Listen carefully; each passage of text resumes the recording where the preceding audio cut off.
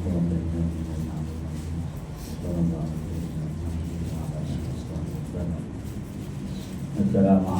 warahmatullahi wabarakatuh. Waalaikumsalam warahmatullahi wabarakatuh. Alhamdulillah. Sallallahu alaihi wasallam. Alhamdulillah. Ta'ala yang mana malam ini kita dapat berkumpul tepat yang mulia insyaallah yang mana dihadiri oleh kita bersama Kiai Haji Ustaz Rahmat bin Al-Habani bin Habani Barunya bin Rahmat kami bin Tawat kegiatan ini untuk jawab dan juga Kiai kita yang hadir dan semuanya berkumpul bersama dan berdoa dari acara kita juga dan juga Ustaz lainnya semoga panjang umurnya semuanya dalam sehat walafiat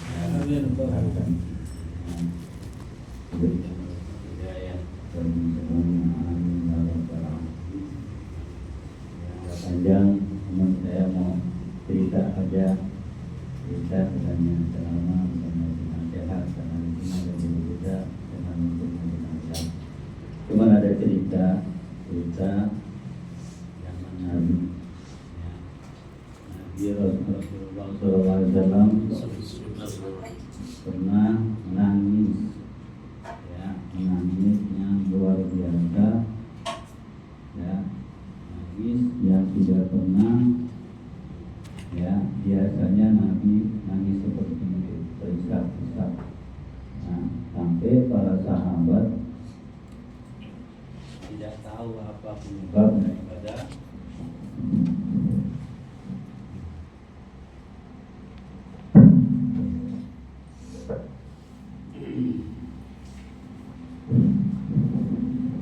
sahabat tidak tahu penyebab apa yang menyebabkan Nabi nangis sehingga sahabat pun ikut menangis.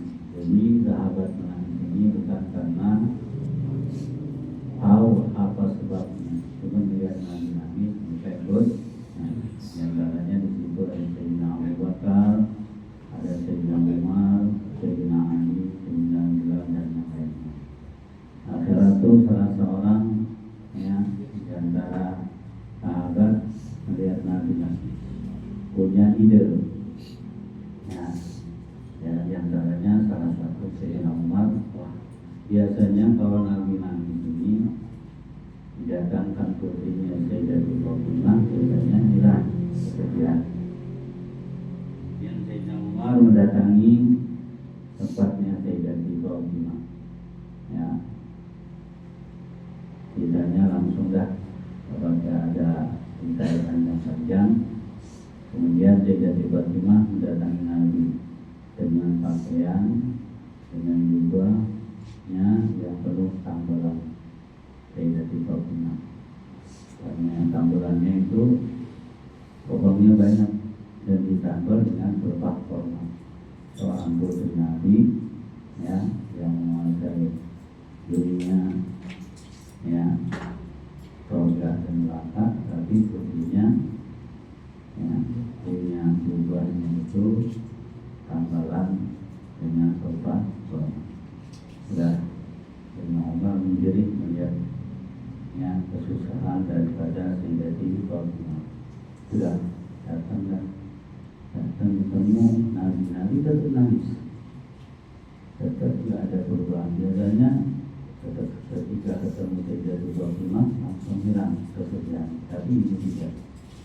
Lama-lama dibujuk, akhirnya Nabi ngomong juga menyampaikan bahwa beliau baru berdatangan malaikat Jibril dan malaikat Jibril menceritakan, mengirimkan satu wahyu ayat Quran, Inna jahannama la mau'iduhum ajma'in.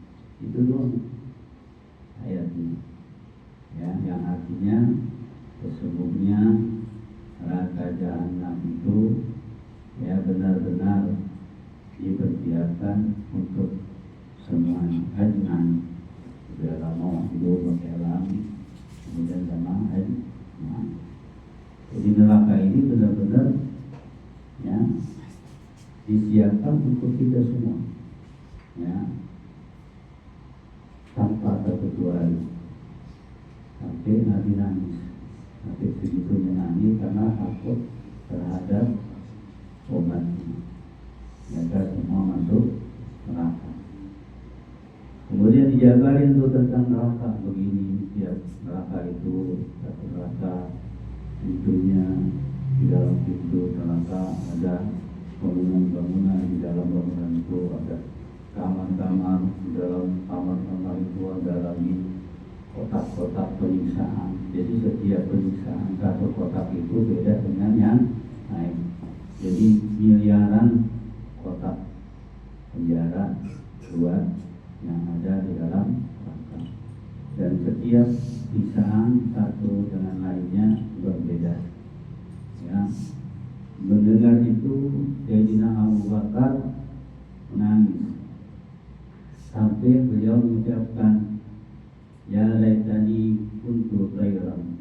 Ya Allah, coba kau jadikan aku burung. Sampai saking takutnya dengan siksa api neraka. Ini Sayyidina Abu Bakar yang kalau ditimbang imannya ya dengan makhluk yang ada di alam semesta ini, imannya Sayyidina Abu Bakar tidak bakalan bisa digalakkan.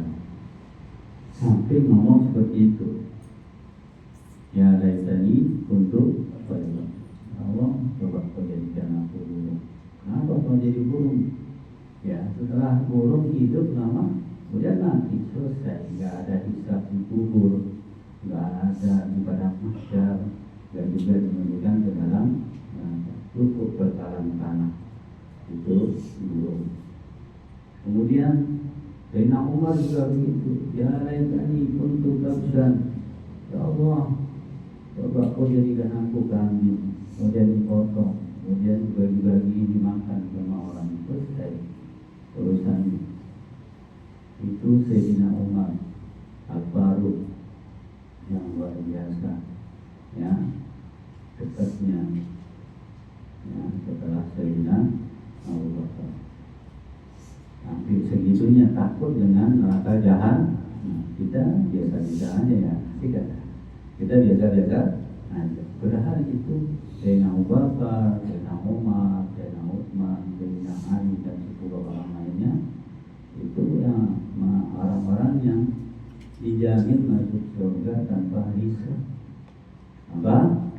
Hisab. Kalau kita hisab pakai P, ya enggak. Kalau mereka ya pakai buah hisab, ya enggak. Yang masuk surga tanpa hisab itu masih takut sama neraka. Kita yang enggak ada jaminan masuk surga, ya enggak. Nggak ada rasa takut-takutnya sama Allah Subhanahu wa Ta'ala dengan neraka-Nya yang begitu dahsyat ini. Kalau pernah saya nonton film, ada film namanya Jigsaw. Ada Jigsaw, pernah nonton Jigsaw. Ya, itu film luar biasa kejamnya pembunuhannya. Tapi itu tidak apa-apanya dengan siksa yang ada di neraka nanti. Kemudian Sayyidina Ali itu juga beliau mengucapkan 3 kalimat. Ya, laita ummi lam talidni. Coba mampu ngalahin surat bahasa Betawinya. Hampir segitunya Sayyidina Ali. Ya, Sayyidina Ali sepupunya Nabi, juga menantunya Nabi, dan juga dia khalifah yang keempat, yang dijamin masuk surga tanpa hisab. Ngomong begitu, ya laitani lam talidni, ya lam talidni, ya laita ummi lam talidni. Ya, coba mampu ngalahin surat, saking takutnya dengan hisab. Kemudian satu lagi 3 beliau mengucapkan, ya laitani kuntu shabiyan. Ya Allah, ya Tuhan, coba aku masih muda. Jadi kalau ada orang yang masih muda, bersyukur Kita punya anak yang meninggal masih muda, jangan ditangisin. Apalagi di bawah 15 tahun belum balik, udah ahli surga. Ya, tapi Sayyidina Ali ngomong begitu. Ya laitani mutu shodiya. Ya Allah, kenapa aku mati masih kecil? Itu udah tua bangsa begini. Masya Allah, dosa kita banyak, ya enggak? Dan lain sebagainya, maksiat kita masih aja enggak pernah punya rasa takut kepada Allah. Ya, ada rasa takut. Semuanya sekarang ini orang mengejar dunia, tidak lagi mengejar yang punya dunia. Ditambah lagi kemudian Sayyidina Ali ngomong lagi, jaretani kutul asyisan. Ya Allah, coba kau jangan rumput yang kering atau rumput lah bahasanya, dimakan sama kambing, kebo, apaan aja dah. Nanti selesai urusan. Tapi anak aku punya hari masih hidup. Ya, jadi ada 3 dan diantaranya di dalam Murabah juga ada pembicaraan. Tapi kita sampai yang 3 orang aja ini yang luar biasa, sampai begitu takutnya dengan neraka jahanam yang disampaikan diceritakan oleh baginda kita Nabi Muhammad SAW, yang begitu sedihnya nangis berjam-jam sampai para sahabat nangis tidak tahu penyebabnya. Setelah tahu ada lebih nangis lagi. Kenapa? Takut dengan neraka jahanam. Alhamdulillah, juga. Tapi alhamdulillah kita nggak begini aja, nggak begini amat, biasa aja. Kenapa tuh? Ada apa di hati kita? Ya takut sama yang namanya neraka jahanam. Biasa aja, asik aja. Ya nggak terlalu mati, biasa mati. Nggak tahu di dalam kubur itu kita akan disiksa apa gimana, kita nggak tahu. Allah Allah. Ya ada persiapan kita sama sekali untuk mati. Ya, dianggapnya sesuatu yang biasa. Padahal luar biasa pedihnya kita kalau jalan barzakh disiksa sama seorang malaikat yang namanya Sujahul Aqrab. Sujahul Aqrab, si kepala botak. Aqrab artinya botak. Itu kita disiksa, ya, dipentung kita pakai jarinya, pakai jari nembus ke dalam bumi, kemudian dicongkel lagi, dipentung lagi, sampai 700 bumi, dicongkel lagi, terus sampai datangnya hari kiamat. Setelah sampai hari kiamat, dikeluarin semua, jalan, ya, dikumpulin di padang mahsyar. Padang mahsyar disiksa lagi bapak-bapak. Jadi jangan kira dengan kuburan, di padang mahsyar pun kita disiksa. Ya, selama berapa ratus tahun, wallahu a'lam. Yang bilang 500 tahun, yang bilang 500.000 tahun, wallahu a'lam. Kita ngantri nanti untuk bisa naik ke atas yang namanya bukit, ya. Jalan kita dalam keadaan bisa macam-macam siksa-siksaannya. Ya, tiap orang masing-masing punya siksaan. Kemudian setelah dihisab, mizan, kemudian yang terus masuk neraka. Sampai ada orang yang saking nggak kuatnya disiksa di padang mahsyar, dia langsung nggak pakai dihisab, nggak pakai mizan lagi, langsung dia terjun ke neraka. Kenapa? Saking sakitnya, saking pedihnya disiksa di padang mahsyar. Dia nggak tahu di neraka lebih pedih lagi. Kayak orang kita ini, ya, luar biasa, udah sakit yang apa namanya, yang luar biasa. Akhirnya dia memutuskan bunuh diri dan sebagainya. Dianggapnya bunuh diri selesai dari penyakitnya, katanya makin disiksa oleh Allah. Intinya begitu. Jadi inna jahannama mau'iduhum ajma'in. Jadi kita introspeksi diri. Kalau kita tafakkur apakah kita akan masuk surga atau masuk neraka. Kayaknya kita masuk neraka semua. Ya enggak? Ya, kita semua masuk neraka. neraka. Oh bagaimana dong Bang?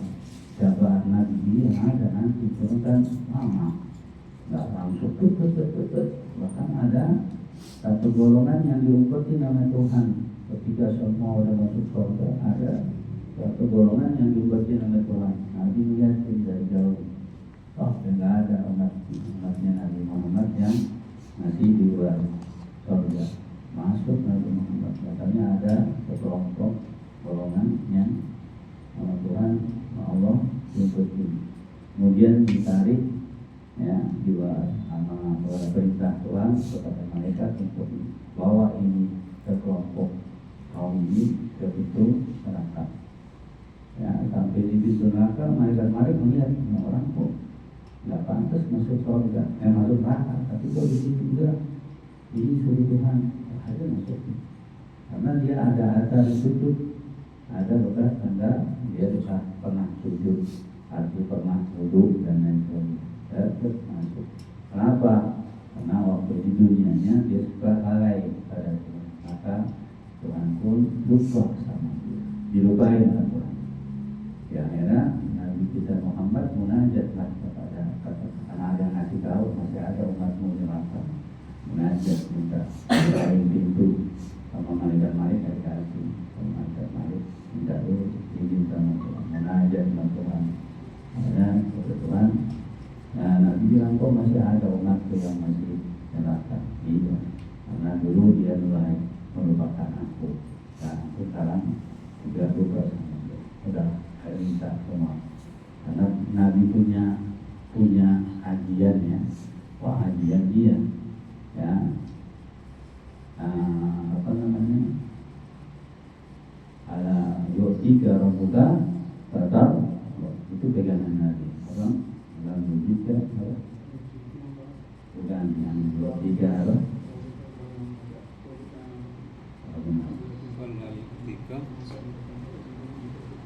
Bukan tadi yang suratnya apa tadi maklum ya. Pokoknya bukan dari mana? Kalau yutika Rabbuka pada itu pegangannya Nabi. Jadi Nabi itu punya doa yang mustajabah. Doanya itu dipegang. Kullu nabi da'watun mustajabatun. Setiap nabi itu punya doa yang mustajabah. Tapi semua nabi sudah dipakai doanya waktu hidup. Kecuali Nabi kita Muhammad SAW, beliau menyimpan doa itu untuk umatnya nanti di akhirat, kecuali orang yang musyrik kepada Allah. Minta munajat dengan bawa tadi ayat tadi ya, wa man yutika rabbuka faqad qala gitu kalau salah maafin ya. Dan kau dulu pernah bilang ya, aku akan memberikanmu apa yang kamu ridho. Apa kira-kira yang Nabi dari doanya Nabi, semua umatnya Nabi masuk surga. Dia akan dari Nabi tidak mau ada satu pun umatnya Nabi masuk neraka. Itu saking sayangnya Nabi kita Muhammad SAW kepada umatnya. Ya kembali lagi kepada neraka jahanam. Gimana nih kita? Sudah siapkan atau kita berleha-leha? Ya. Dengan namanya belakang jahanam. Ini udah gak ada lagi rasa takut. Jadi di hati kita udah gak ada rasa takut. Yang ada nyari duit, buat anak ini, ya, nyari duit buat urusan kekayaan, nambah kekayaan. Jadi lupain Tuhan. Lupain Tuhan. Dia hanya sekedar sholat dong. Memang sholat diterima, belum tentu diterima. Ya, belum tentu diterima. Ada amal-amalan yang langsung diterima oleh Allah Subhanahu wa Ta'ala. Di antaranya yaitu duduk di majlis ilmu. Tidurnya aja dapat pahala, apalagi enggak tidur. Megang pulpennya aja rasa masuk waraman warakat tubuh harga kairan alfi. Ya, amin rizki alfi rokobah. Ya. Gak megang pulpen, gak nulis satu huruf, pahalanya memerdekakan 1000 budak. Itu itu nggak mencampurkan. Gimana mencampurkan, gimana nulis. Yang tidur aja dapat itu pahala yang langsung dapat. Tapi orang nggak mau sekarang, nggak sholat aja, maunya sholat, belum tentu sholat itu doang. Sholat itu perlu ilmu, ya, perlu ilmu, ada syaratnya, ada rukunnya. Ya, sampai itu, ya, diantaranya rukun qauli. Apa rukun qauli? Mengucapin, baca Bismillah, baca Fatihah, baca Allahu Akbar, baca tasyahud. Itu rukun qauli yang harus dipelajari sama guru-guru yang ahli, ya, makhrijul huruf, ya, ahli tajwid, ya.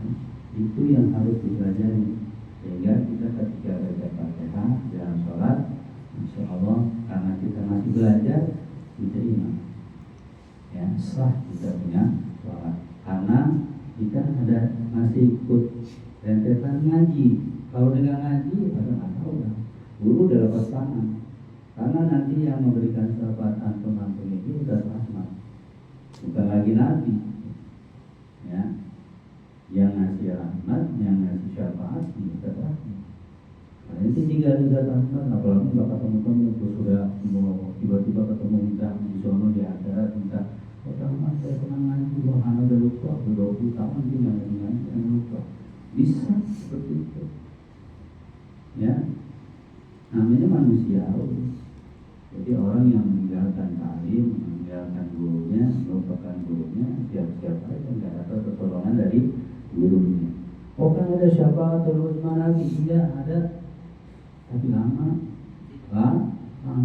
itu disiksa puluhan tahun, ratusan tahun, baru satu-satu dapat syafaat. Kalau amal pertama itu paling berapa? Misalnya 200, 300, 400 orang murid kita selamat, ya, udah enak, ya, dapat syafaat dari zat masuk surga.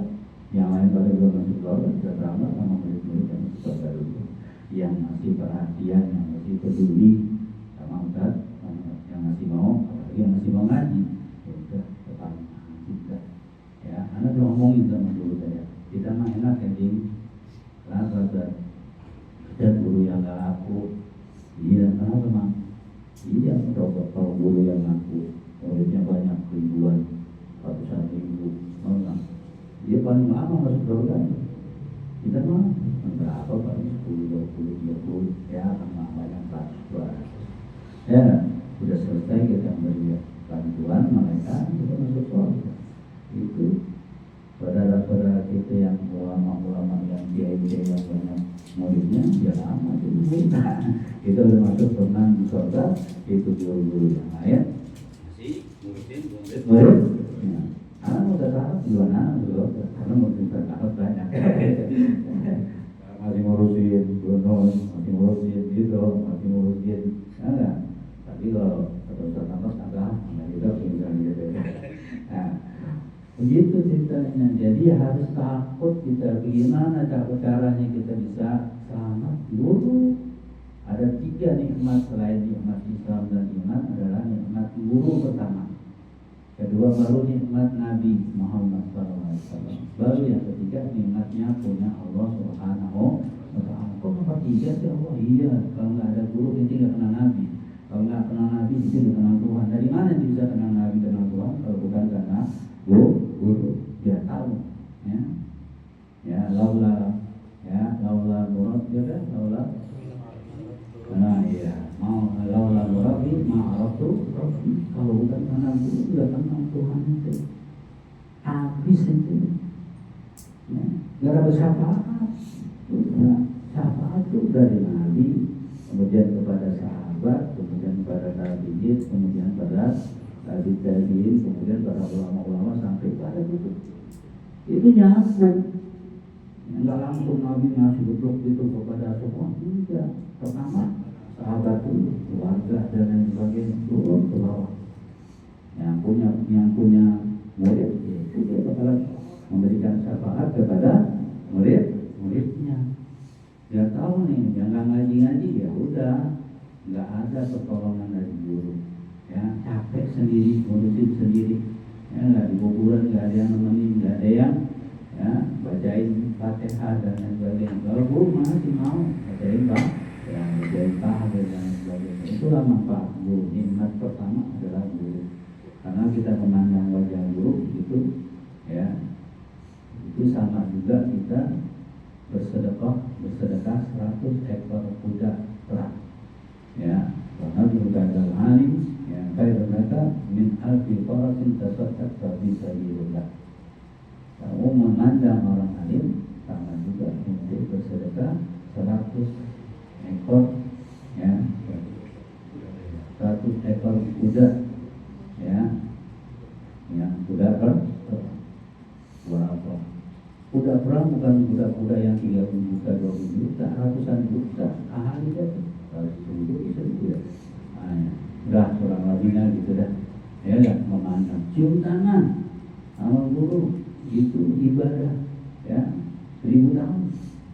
Ya, orang yang cium tangan ya kepada guru itu sama seperti itu kita ibadah 1000 tahun. Oh, berarti besok nggak sholat dong, kagak juga enak aja.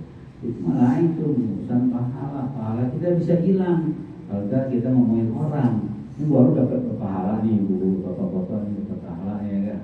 Terus bapak-bapak ngomongin orang, gibah, fitnah, habis tuh pahala. Jadi kosong lagi, zong lagi, ya kan? Zong lagi, ngaji dapat pahala, ngomongin orang lagi, zong lagi.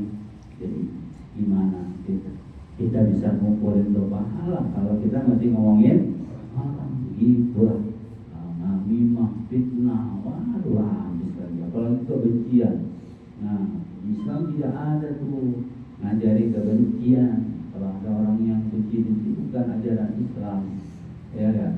Dah, intinya kembali lagi kepada neraka jahanam. Ingetin neraka jahanam. Apalagi udah tua-tua dikit lagi. Ya Allah, nggak kalau nggak deketin guru mah nggak ada persiapan, nggak ada yang bacain tahiyat, masa butuh dah, nggak ada yang bacain Quran, nggak ada yang bacain Fatihah. Wassalam dah, urus sendiri masing-masing di kuburan. Ya enggak? Capek ente, kita punya sahabat yang punya guru yang pernah merupakan guru. Jadi guru adalah nikmat yang pertama. Ya setelah Islam dan iman, ya nikmat yang berikutnya adalah guru, baru Nabi, baru Tuhan. Kalau nggak ada guru, nggak kenal Nabi. Kalau nggak ada guru, nggak kenal Tuhan. Itu mau kenal Tuhan dari mana? Oh pakai cara tirakat, gak bisa. Yang ada setan, ya iblis pura-pura jadi Tuhan. Hai, akulah Tuhanmu. Oh iya, karena ente nggak pernah belajar tauhid sama guru, udah yakin aja. Makanya banyak yang ngaku-ngaku jadi nabi, yang ngaku jadi malaikat, ngaku jadi Tuhan. Masya Allah, banyak. Apalagi di Indonesia, nabi banyak dipenjarain, Tuhan dipenjarain, malaikat dipenjarain, ya. Di Indonesia banyak ada malaikat yang dipenjara, itu ya edatnya ya malaikat, nabi, siapa namanya? Musadek, ya lah, guru olahraga jadi nabi, masya Allah, dipenjarain semua. Dah intinya kita wajib berguru, harus datang ke majelis ilmunya, ya meskipun seminggu sekali atau seminggu 2 kali, maksimal sebulan sekali, nggak boleh lebih dari itu. Karena ada keterangan begini, siapa orang yang nggak bertambah ilmunya dalam 1 minggu bahasanya ya, maka dia rugi.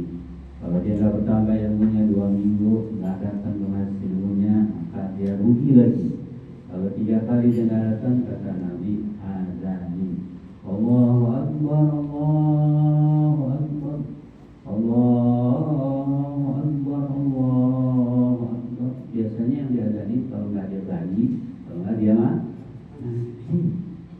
Jadi sekarang ini banyak zombie. Sekarang banyak kan zombie, karena nggak ngaji.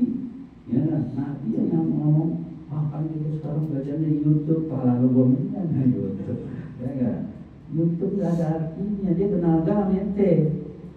Wah, nggak kenal ya sudah, nggak bisa nanti ribet. Ya, artinya tuh yang ngajarin di YouTube nggak bisa memberikan syafaat sama ente. Kenapa bang? Lah, gua nggak kenal lo, tapi kan saya sering niat, maka ada urusan itu. Makanya kita harus punya mursyid, punya guru yang bisa menyelamatkan kita di kuburan dan di badan mahsyar sampai kita di mana, di neraka. Neraka juga bisa kita ditolong dengan guru kita syafaat daripada guru. Terus apalagi amalan yang bisa langsung diterima sama Allah? Amalan yaitu bersedekah, ya, memberi, berbagi dan lain sebagainya. Itu amalan yang langsung diterima oleh Allah, kemudian dari tangan Allah disampaikan kepada orang yang menerimanya. Itu. Jadi yang lainnya, sholat enggak, haji enggak, puasa kagak, nggak ada yang langsung diterima. Ya belum tentu bisa diterima karena banyak syaratnya. Ya, makanya kalau orang, kalau saya cerita panjang kan. Jadi intinya itu aja. Yang mana kalau mau dapat pahala banyak, nggak ngapa-ngapain, ya duduk di majelis ilmu, ya nemuin guru, liatin guru wajahnya, ya terus kasih hadiah loh. Nggak selesai.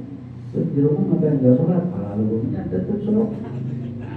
Sholat tetap sholat, haji jelas haji. Nah, anak lagi ceritanya tentang orang haji, anak bingung orang haji. Ya, haji nggak bisa baca ini, nggak baca itu. Oh, dia langsung haji, nggak pergi haji. Anak bingung, gimana ya? Ini ada sholat, ada syaratnya. Sholat ada syaratnya. Ya, syaratnya ini, syaratnya ini, syaratnya ini. Terus sholat ada rukunnya, rukun bawah, rukun ya, rukun qol. Ini rukun bawahnya aja, pada nggak bisa bagaimana? Oh, itu urusan Tuhan dah, ya dah, terserahlah urusan Tuhan. Ya dah.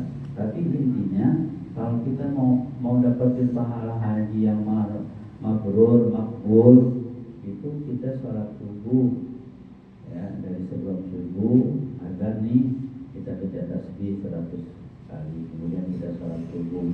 Setelah sholat subuh kita baca Quran, kita wiridan sampai terbitnya matahari, ya. Kemudian kita sholat 2 rakaat. Itu pahalanya sama seperti orang yang haji mabrur, makbul lagi, bukan hanya mabrur, makbul. Jadi tiap hari antum bisa pergi haji, dapat pahala haji, nggak ngeluarin duit banyak, yang nggak punya duit, ya emang nggak punya duit, ya. Kalau punya duit, nah yang punya duit juga, mana sih takut juga, udah ngeluarin duit banyak, tapi nggak diterima, sayang, ya. Intinya kita harus haji, kita harus punya guru. Kenapa? Yang memberikan syafaat kita nanti adalah guru kita, ya, guru kita. Terus guru gimana? Guru juga punya gurunya lagi. Nah, gurunya juga senang melihat anak muridnya ngajar dan muridnya banyak, dan terus nyambung dengan baca Fatihah dan suka siapa dan lain sebagainya. Itu, ya, nanti itu gurunya juga masih syafaat kepada muridnya yang sudah jadi guru, terus nyambung kepada Rasulullah SAW. Itu aja yang bisa saya sampaikan. Maafin dan telat memang ada tamu yang nggak bisa saya harus ya, begitu aja. Ya, keadaan. Jadi saya mohon maaf datang terakhir. Allah,